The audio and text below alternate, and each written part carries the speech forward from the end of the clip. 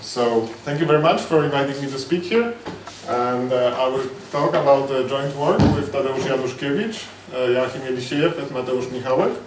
And more recently we have been joined by Christopher Miller from UC Berkeley.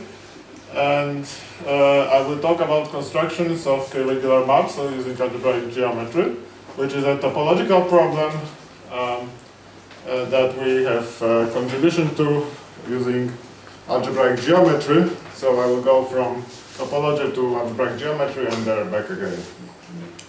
So a long time ago, when the concept of manifold was just emerging, there was a theorem of Whitney, essentially also following from works of Bertini.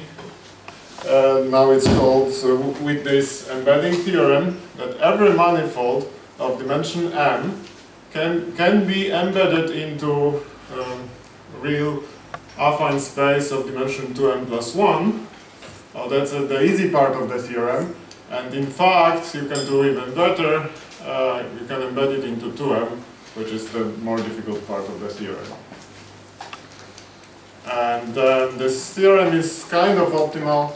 At least we know examples in some dimensions that cannot be embedded into lower dimensional affine spaces. More precisely, these are real projective spaces that cannot of dimensions which are powers of 2 that cannot be embedded into lower dimensional affine space.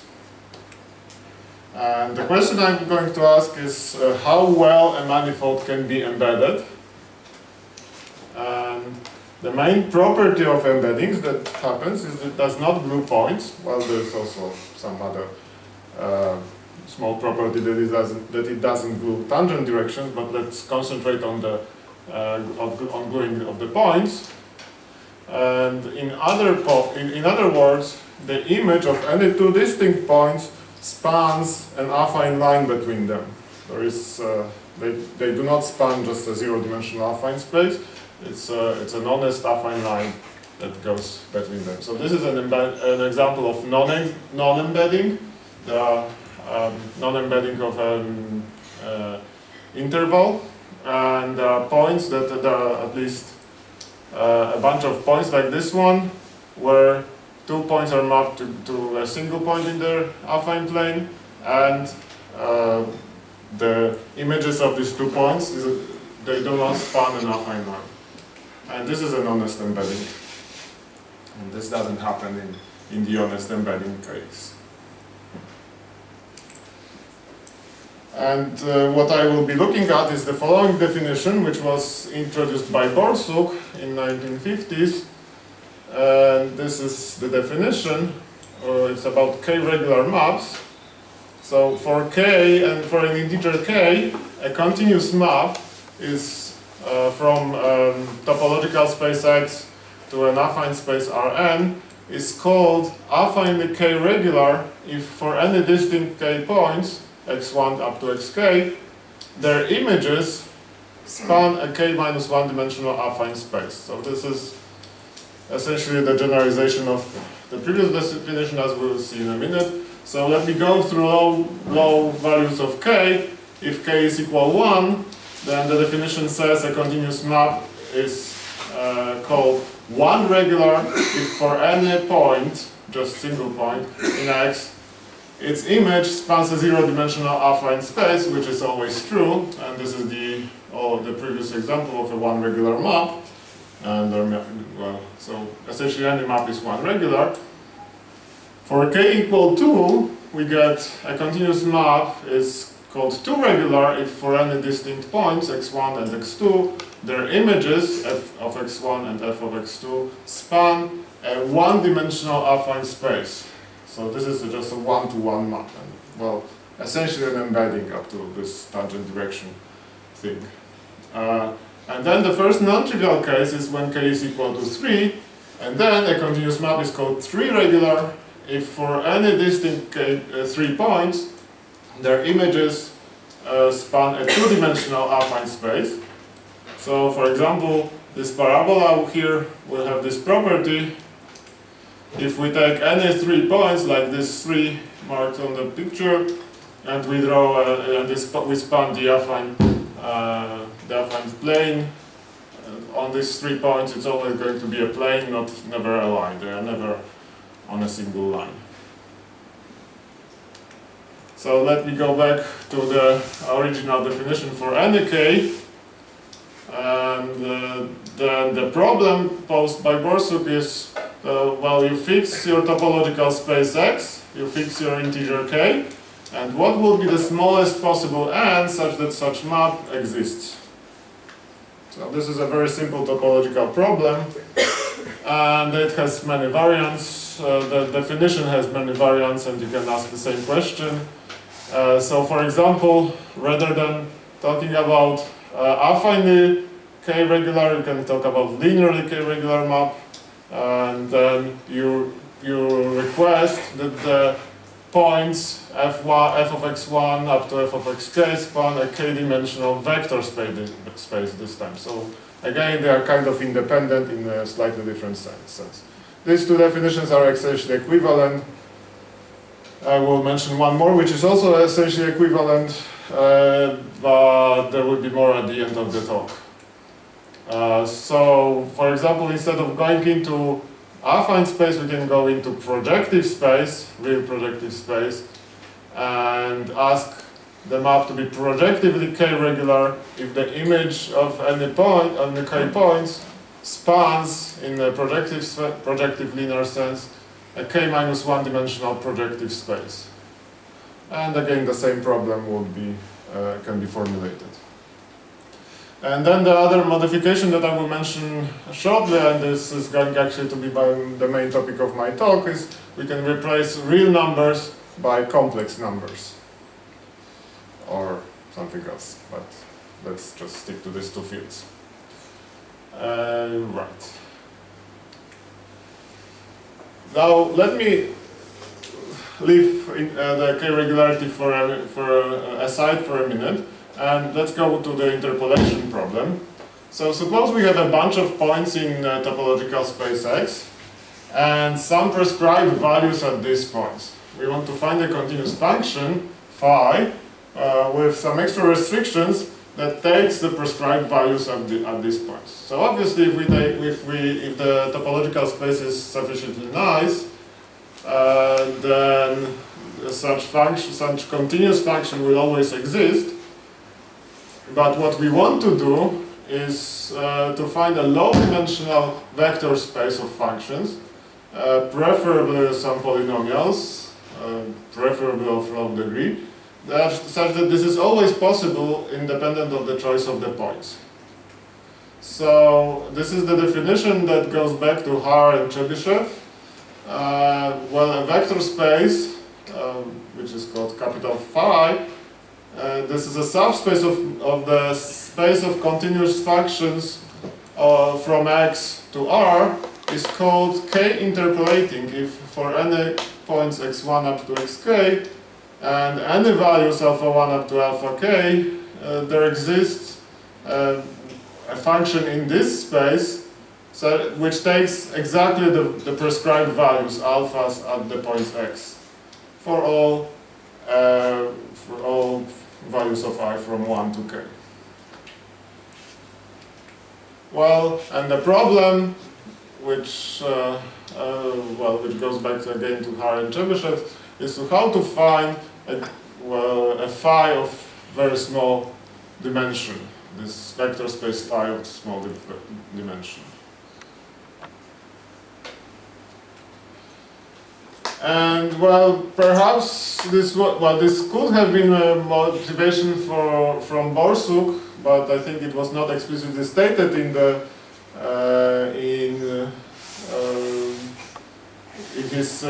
his papers. But this was an easy observation somewhere in early 60s that an n-dimensional k-interpolating space for X exists if and only if there exists a linear k-regular map from X to Rn. This is just a fairly standard duality of maps and algebras of functions. That's very common to algebraic geometry. And then the problem of determining this smallest value with given x and k, well, attracted the attention of many algebraic topologists and also other scientists, in particular Pawle here, and Bogati and Boltiański, sorry, Chisholm, Frederick Cohen, that was mentioned in the previous talk, Handel, Luke, Ryskov, Saskin, Segal, Czechman, and Vasiliev, Ziegler, and many other people who perhaps I don't know about. And what we are, well, so let's just concentrate on the setting that I will be talking about in this talk, which is the following. One, well, first of all, we switch from real numbers to complex numbers because I'm an algebraic geometer and this is much more convenient for me to work with complex numbers. Although our eventual results will apply also to real numbers, they are not as powerful, they are not as strong as in the complex case. The problem, well, just to give an embedding from real space into the real space, real affine space to real affine space is a trivial problem. We have lots of embeddings and identity is one of them. But to solve the k-regularity problem, even for affine space is highly non-trivial, and this is what we will concentrate on for most of the time. So we will assume that X is actually complex or real affine space. Most of the time this will be just complex affine space.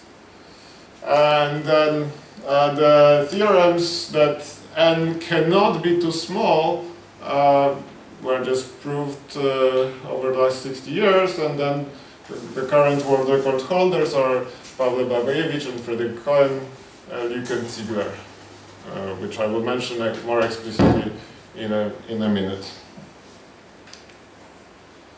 Let's just go through some basic examples of this k-regular maps. So, for example, if we take a map from C1 to Ck-1, the same thing holds for reals.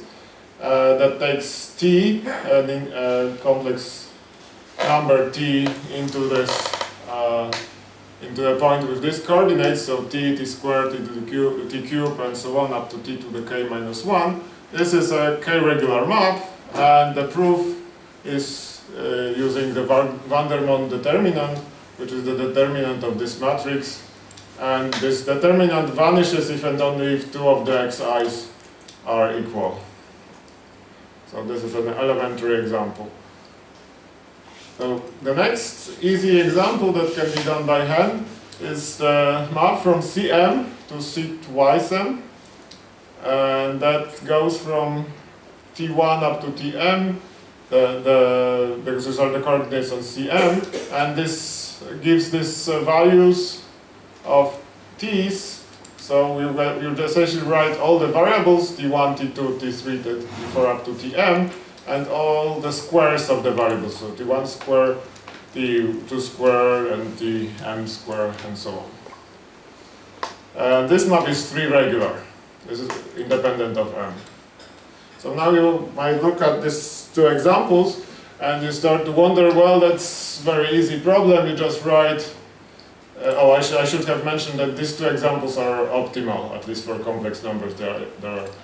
They are optimal. You cannot go to lower dimensions here. And then, well, you might wonder, well, this is really easy. You just write, we will just write something like st, and it maps to all the powers of s and all the powers of t up to k-1, and this should be a k-regular map.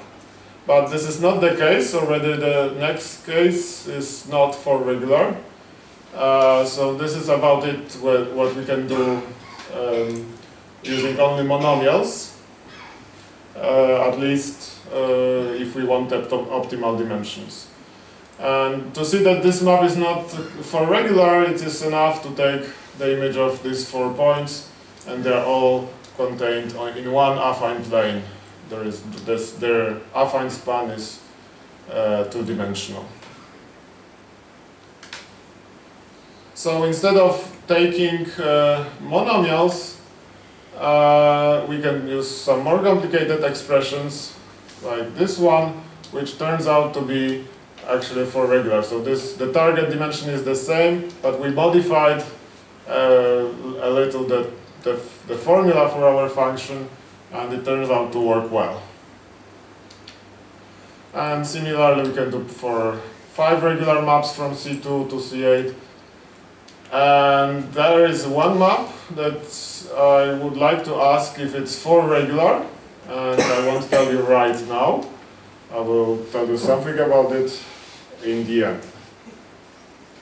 And there's also, you can see the pattern here, right? So there is, this number is 2, and then it gets 3 times, it gets into the 3 times larger affine space, and so on. Same happens here, right? So the 3 is 4 minus 1, 5. This 4, which is the factor to go from 2 to 8, is 5 minus 1, and so on. So I will come back to this map later on. And for now, I will just state the theorems. So first theorem is very general. We start from k at least 2, which is the, which covers the non-trivial cases. And there exists a k-regular map from Rm to Rm plus 1 times k minus 1 minus 1, and similarly from for complex numbers. And I should have mentioned that this is not these are not the numbers that you have seen on the previous board, because we can do better if k or m is small. By this I mean that k is at most, well, 9 or actually 10 by more recent results. That you can map from Rm into Rm times k minus 1, and the same thing for complex numbers. So these are the 2 theorems that I'm going to speak for most of the time today. And I will tell you the methods that from algebraic geometry that allow us to construct these maps. And here are this little table with summary of the known lower and upper bounds. And perhaps lower bounds are just slightly better now, and I have to discuss this with Pavle, but this is what I have figured out from the current written tables. So I guess the first not completely known case is that when m is equal to 2 and the k is equal to 6, so we are looking for 6 regular maps from Cm into from C2 into some Cn, and we don't know if there exists one that goes into C9. Maybe there exists one that goes into C10. There is nothing that goes into C8, and we don't know whether the optimal one is 9 or 10. And this integer here, alpha 2 of k, is just the number of units in the binary expansion of k. So if you write your integer k into a sum of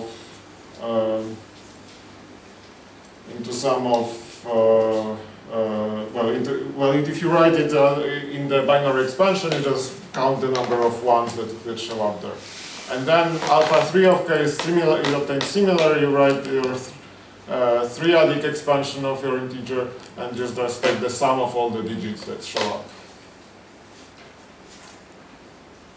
And, well, that's the summary of the known results. As you can see, starting from k equal 10, the gap between the lower bound and upper bound becomes huge, and that's something that we would like to address in the further research.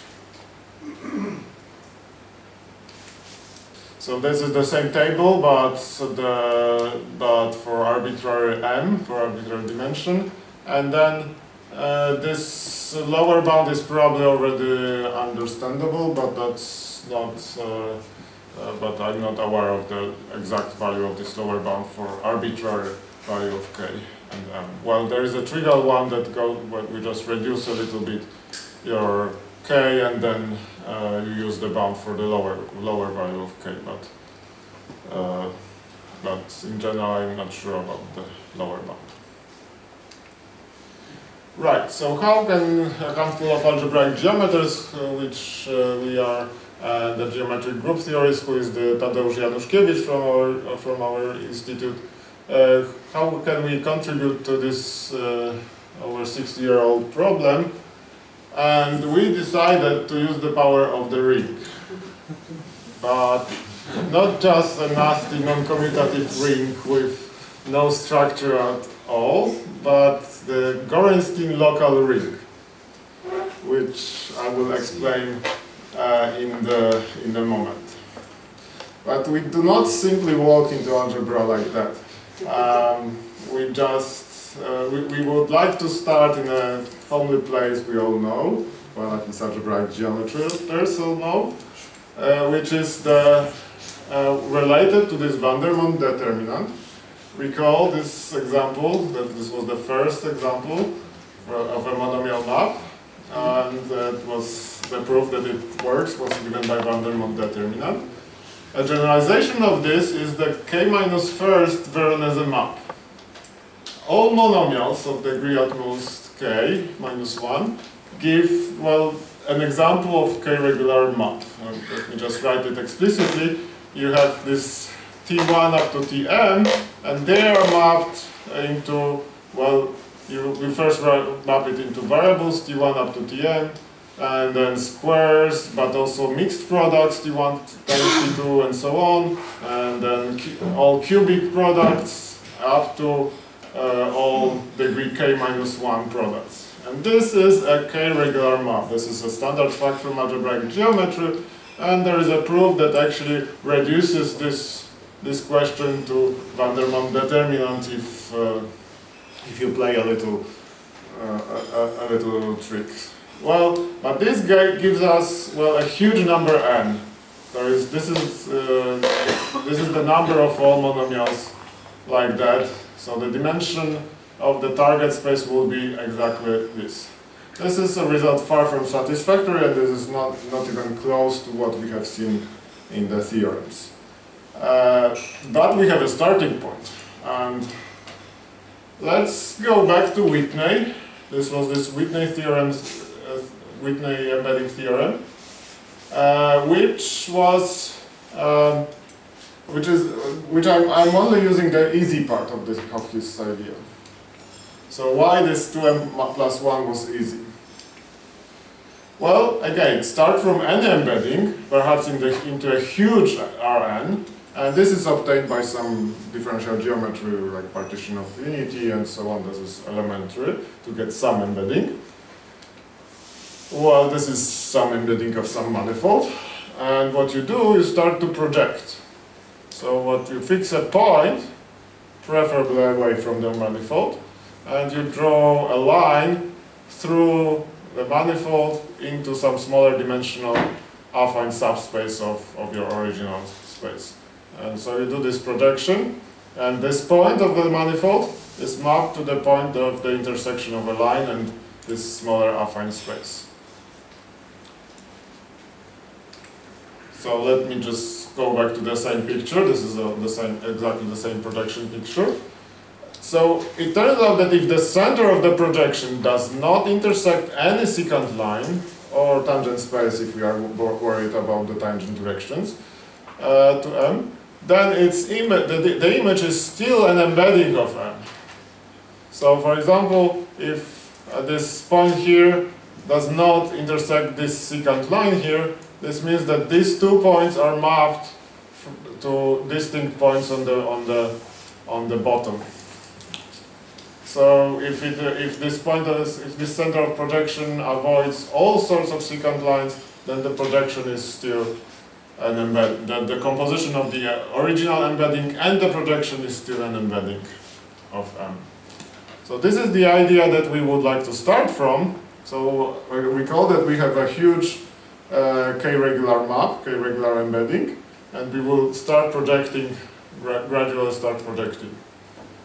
And then the result of Whitney says that the dimension of the embedding is at most 2m plus 1, and then there is a little transversality argument that will show you that the secant variety, or so the union of all secants, whenever you have a manifold of dimension m, this union of all secants can be made in such a way that it has dimension at most 2m plus 1. And that's how the Whitney theorem is proven. So as long as we have n more than 2m plus 1, we can find a point. Well, this secant variety will not fill in the whole affine space, so we can find a point from which we can project to get a smaller embedding and get a two-regular map. So this is how Whitney proves his theorem, the easy part of his theorem. Now let's go back to the k-regularity.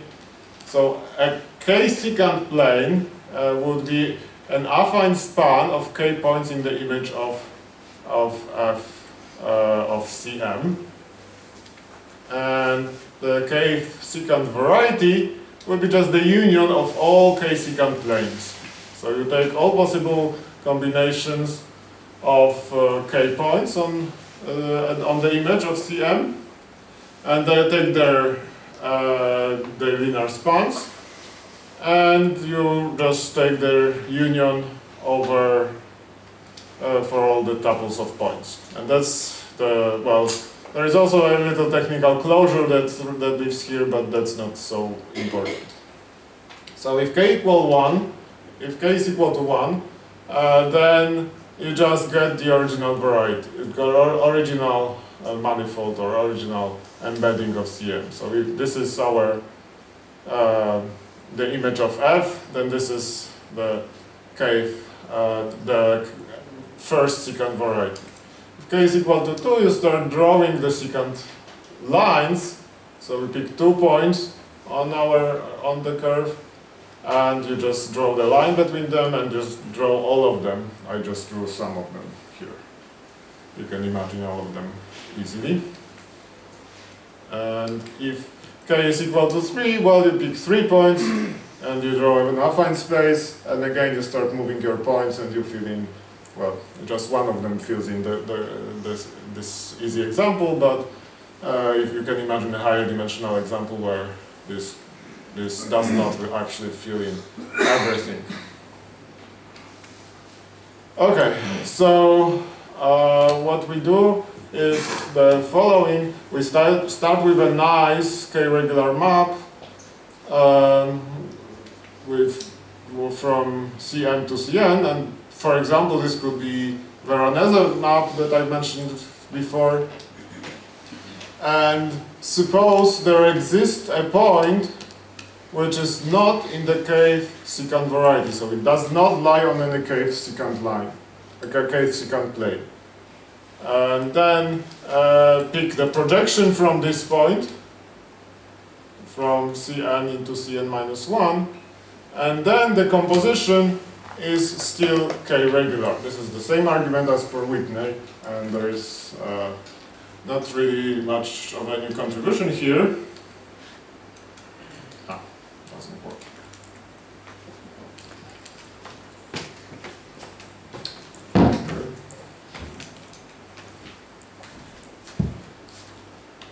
Let's see. Okay, now it works from here.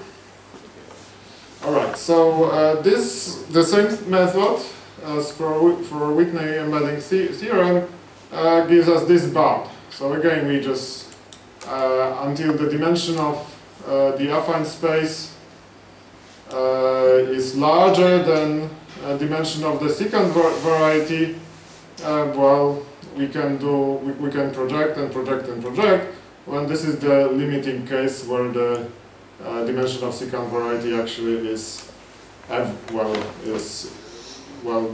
obvious bound for the dimension of secant variety is this thing, and then this is the bound for n as well. So this bound comes from, well, we choose k points on an m-dimensional variety or an m-dimensional manifold, and then we pick 1 point on the linear span of this on the affine span of this point, which is k minus 1 dimensional. And that's not too bad. This is much closer to the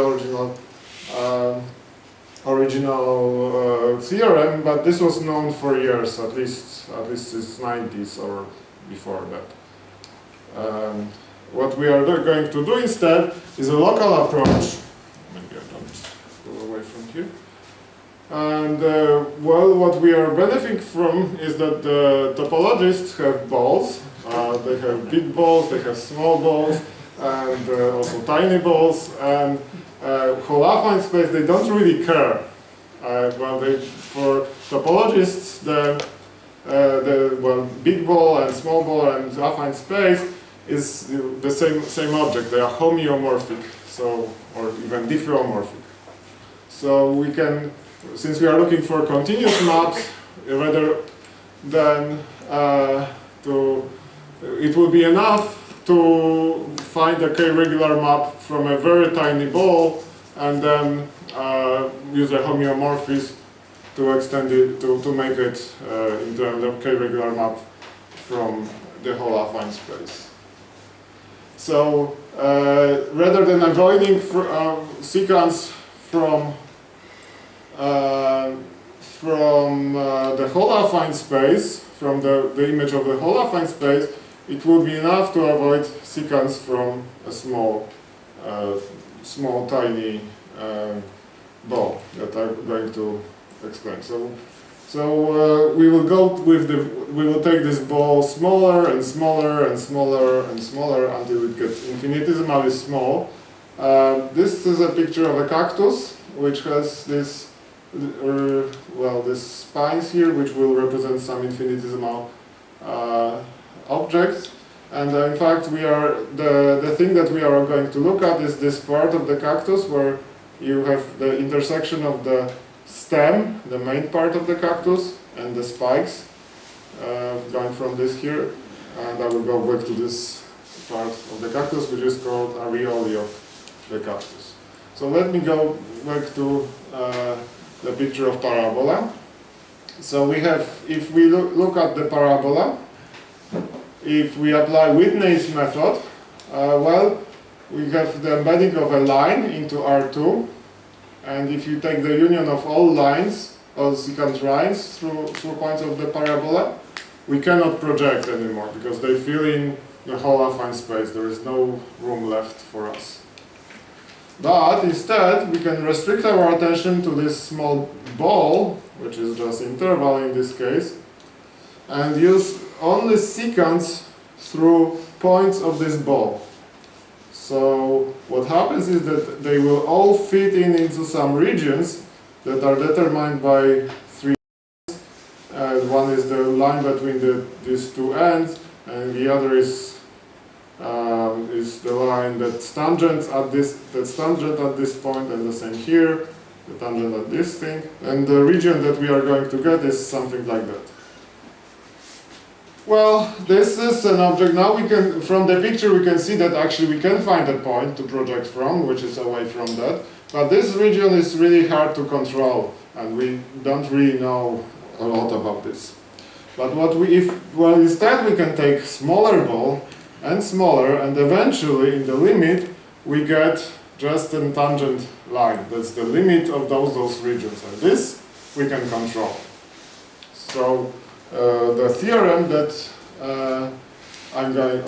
first the definition, well, it's a complicated definition, and it involves language of algebraic geometry, but what it will, this object ak of x at x is exactly something that generalizes this tangent line that was on the previous picture. So this, it encodes the local infinitesimal behavior of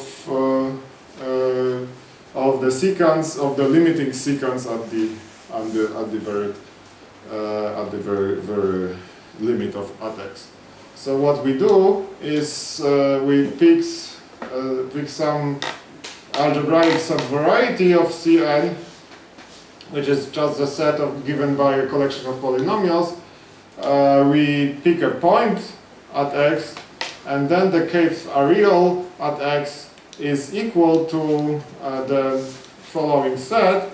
Well, what we take is the linear spans or affine spans of all subschemes of x. Well, I should explain what a subscheme is, and I will try to do it in a minute. That live in the which are smoothable in x.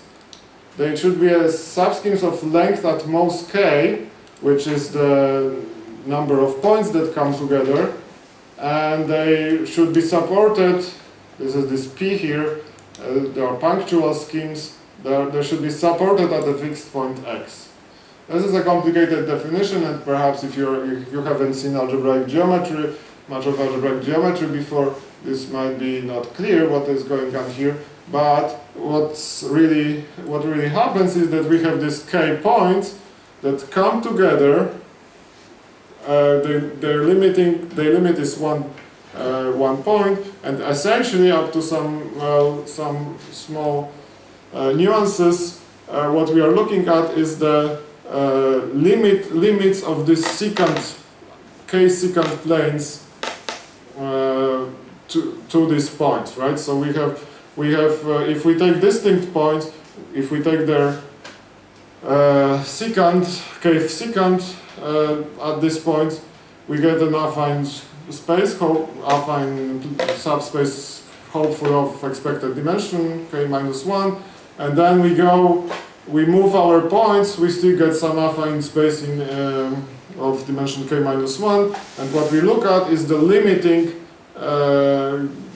k-1 dimensional affine space that we get when all points come together. Obviously, if they are all at one point, if all those points come together, then their span is just zero dimensional. But if we remember how they approach this fixed point, then this was actually the limiting space actually is there. And then we take union of all such affine spaces. We take the closure of this union, and this is our areole variety. So why this is called areole variety? Well, that's the cactus thing. So this is the part of the cactus where the spines come from, and also cactus flowers come from that part, and that's going to be our motivation, because our regularity theorem also spring out from these properties of areole variety, and then the cactus resembles the infinitesimal behavior.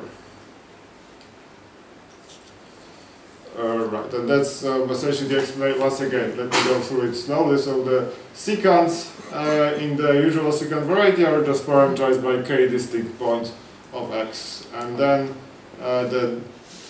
these distinct points correspond to an open subset of this Hilbert scheme, which is kind of a generalization in algebraic geometry of the configuration space of x, so unordered configuration space.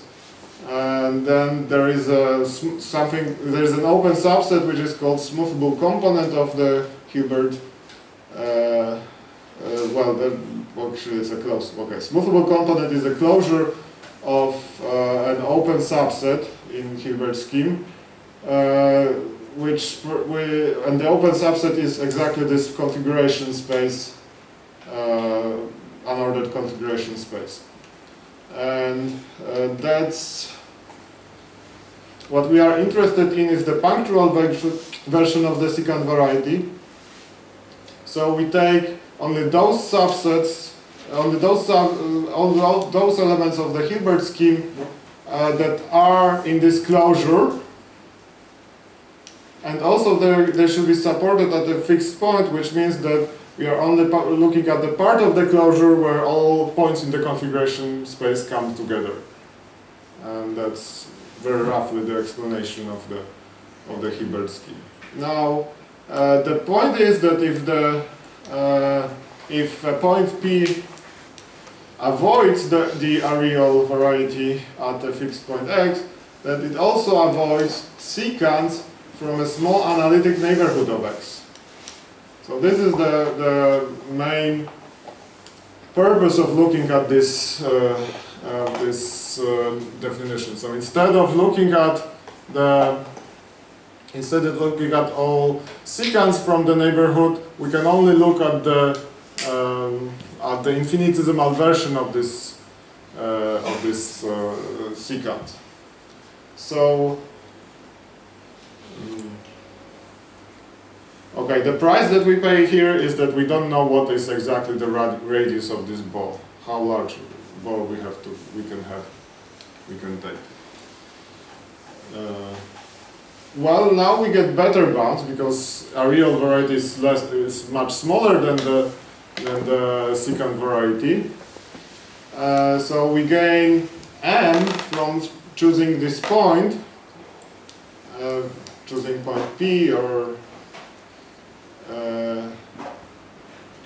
this point P, sorry, x, and then we also gain 1 from the fact that not all schemes are punctual. So there is also one more dimension that comes from techniques of algebraic geometry, and that's what happens. What happens is this bound here. That there exists a k-regular map from Cm to Cn for n equal to this number, which is n plus 1 times k minus 1 minus 1. That's the kind of easy upper bound of on the dimension of areole variety. But why do we care about Gorenstein? So this areole variety actually tend to have even smaller dimension. This is because we know a little more about these Gorenstein schemes than about general schemes, but we shall not pass to the definition of Gorenstein ring. Well, as even Gorenstein did not understand it, that's what the rumor says. But instead we are going to explain it in the simple case we are interested in. So, finite local Gorenstein rings, which is the case we are interested in, have a nice interpretation due to Macaulay as quotients by an ideal given by derivatives annihilating of a polynomial. So there is a very explicit algebra that can describe all local finite Gorenstein rings. But for us, what's most important is this property, which says that if we have any scheme R, any finite scheme R, then its linear span is equal to the union of the linear spans of its Gorenstein subschemes. In other words, if you remember the definition of areole, we have used all of those. So for any scheme. But we can be more restrictive. It's enough to use all of those, on the Gorenstein guys. There is no need to use all of the schemes. And we have a better knowledge of the Gorenstein schemes because this is a relatively restrictive property.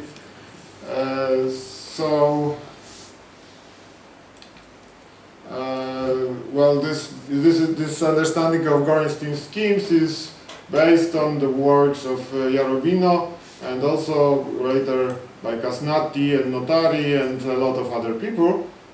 And well, the small cases were mostly investigated, because when k goes large, this behavior becomes essentially generic, more or less the same as all schemes. Well, this means that to bound the dimension of the areal variety, we have two options. Either consider smoothable punctual schemes, so just like in the original definition, or consider Gorenstein punctual schemes. Alas, they are not smoothable anymore, which is not necessarily smoothable anymore, which is a pain. But for the small values of k, fortunately for us, all Gorenstein punctual schemes are smoothable for these small values of m and k, and so we have a control on this Gorenstein schemes. And then we work in details with this Gorenstein locus of the Hilbert scheme, and what we obtained is this better bound. Well, if k is at most 9 or m is at most 2, then there exists a k-regular map, well, either from reals or from complex numbers, from Cm into Cm times k minus 1, which is this second theorem that I mentioned. And let's recall the example that was left with question marks. So that was this map from C3 to C9 given by this formula here. That question was whether this is 4 regular. Well, so I don't know if it's 4 regular. I expect this is not 4 regular. But what I know is there exists a small ball around 0 such that the map is 4 regular on this ball. So, and then I can use the homeomorphism of the ball with the C3, so that and it obtains a different map from C3 to C9 that's actually 4 regular. And that's, well, the price that we have to pay is that, well, we don't actually know what is this ball, we don't know the homeomorphism that we have to take, and we also have, we are not going to get polynomials anymore, so when we use this homeomorphism from the ball to C9. Well, I don't know if it's 4 regular on C3. So let me compare this to the previous result by Sheckman. He gave an example of a map from R3 to R11, which is 4 regular, and it's actually given honestly by polynomials, and that's it's, as you can see, the polynomials are more complicated, and also you have to go to higher dimension. I think, if I remember correctly, Mateusz Michałek and Christopher Miller, they have determined slightly easier to write map, which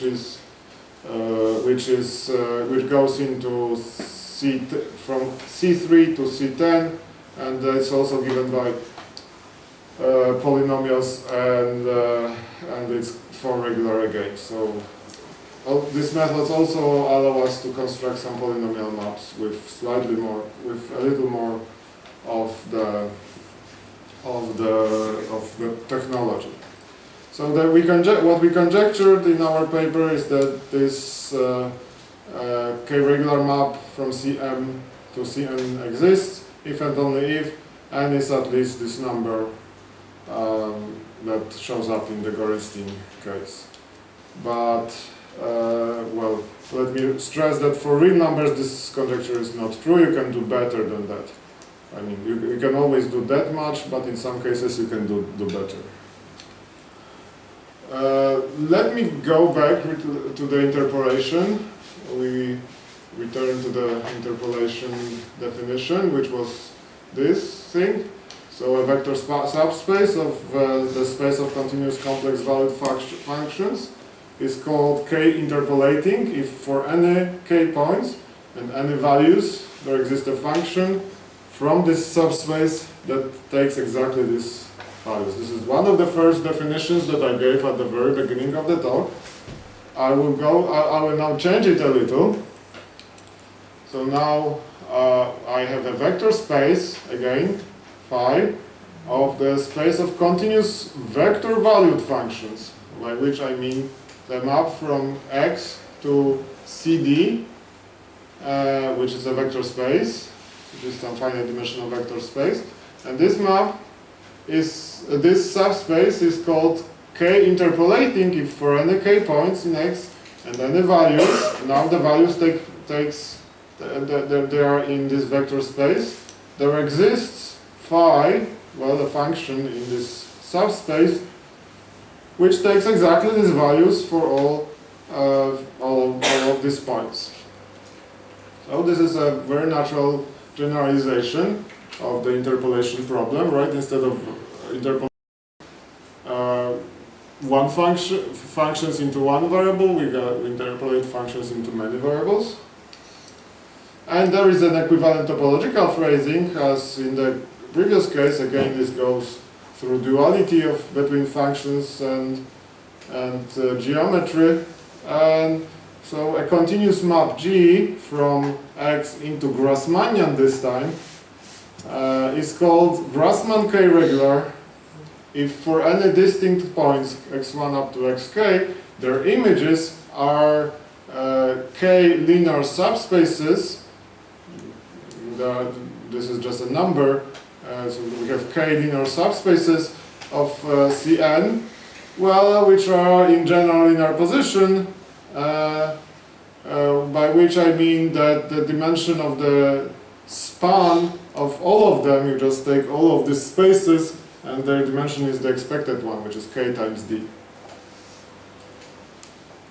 So, well, and again, these two definitions are equivalent, and there is an easy way from going from one to the other.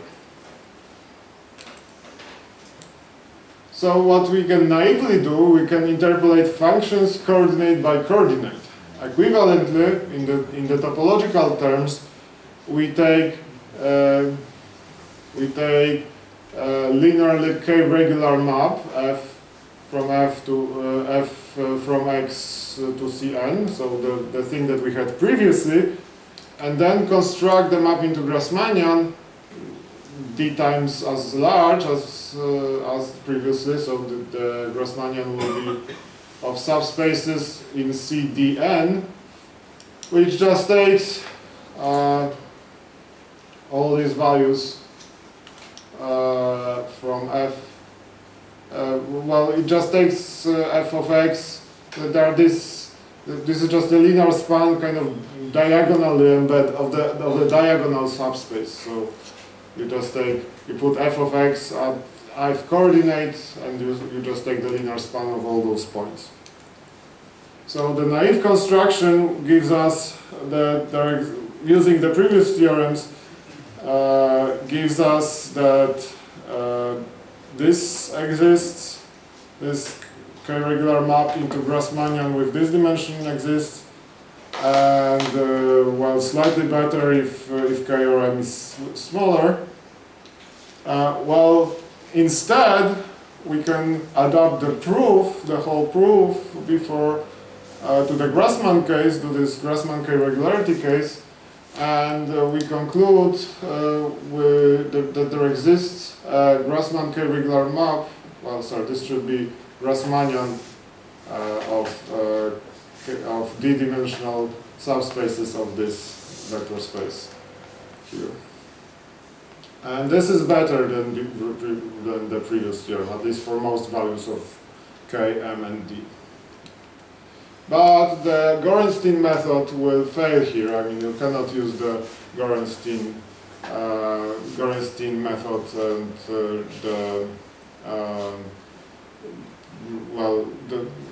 there is a huge obstruction to using the Gorenstein method in this approach. Well, we can also consider quadratic k-regularity and a lot of other variants of k-regularity, symplectic k-regularity, and, well, a lot of other things.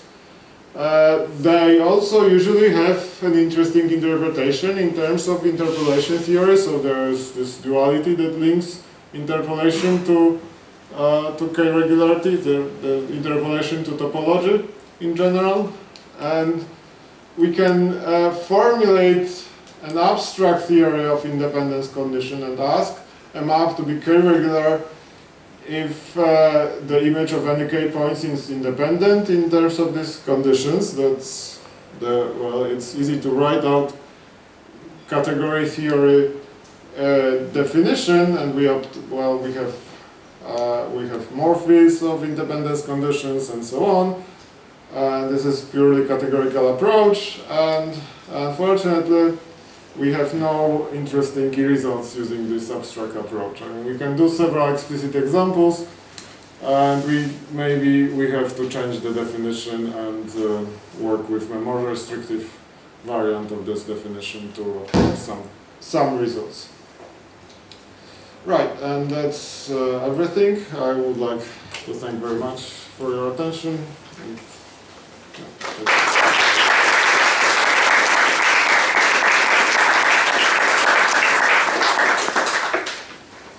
Are there any questions? Yes.